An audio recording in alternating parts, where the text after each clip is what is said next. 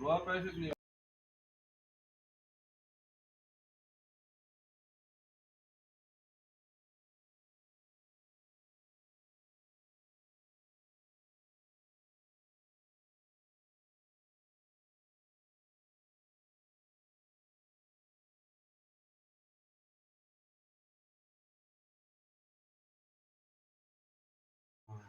ಬೆಲಗೋರ ಆಂಜನೇಯ ಅಂತ ಇದೆ ಚಿತ್ರದುರ್ಗ. ಬಿಂದು ಮಾಧವ ಬಿಂದು ಅವರು ಯಾವ್ರ ನಿಂದು ಅಂದರು.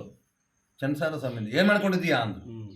ಇನ್ನೊಂದು ಪುಟ್ಟ ಗುಡಿ ಮಾಡ್ಕೊಂಡಿದ್ದೀವಿ ಸ್ವಾಮಿ ಎಂದು ಅಷ್ಟೇ ಅಂದಿದ್ದು ಅಷ್ಟೇ, ಇನ್ನೇನಂದಿಲ್ಲ. ಇನ್ನು 2 ವರ್ಷಕ್ಕಾಗಿ ದೊಡ್ಡ ಗುಡಿ ಆಗುತ್ತೆ ಹೋಗ ಅಂದರು.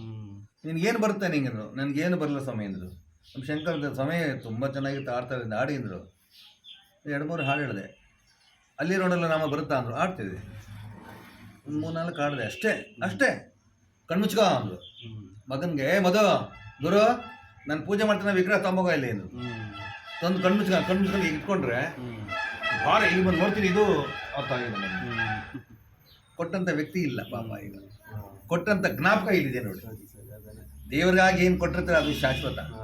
ಮನುಷ್ಯನ ಕೊಡ್ತೀಯಲ್ಲ, ಹಣ ಮದುವೆ ನಿಂತೋಗುತ್ತೆ, ನಾ ಒಂದು 50,000 ಕೊಡೋಣ ಅಂತ ಕೊಟ್ಬಿಡ್ತೀರ ನೀವು. ಅವನ ಮದುವೆ ಮಕ್ಕಳಾದ್ರೂ ಕೊಡೋದು, ಕೊಟ್ಟು ಅನ್ಕೊಂಡೋಗಿ ಬಿಸಾಕ್ತಾನೆ ಹೋಗಯ್ಯ. ಕೊಟ್ಟರು 50,000 ಏನು ಕೊಟ್ಟರು ಕೊಟ್ಟಿದ್ದೀನಿ ಹೋಗೋ ಅಂತಾಳೆ. ದೇವ್ರಿಗೆ ಕೊಟ್ಟರೆ ಪ್ಲಸ್, ಮನುಷ್ಯ ಕೊಟ್ಟರೆ ಮೈನಸ್.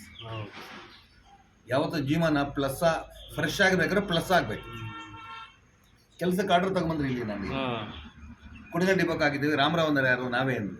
ಈ ಬಟ್ಟೆ ನೋಡಿದ್ರು ಒಂದಿನ ದಯವಿಟ್ಟು ಕೆಲಸಕ್ಕೆ ಬರಬೇಡಿ ಸ್ವಾಮಿ ನೀವು, ಇದಕ್ಕಿಂತ ಭಾಗ್ಯ ಎಲ್ಲಿ ಸಿಗುತ್ತೆ?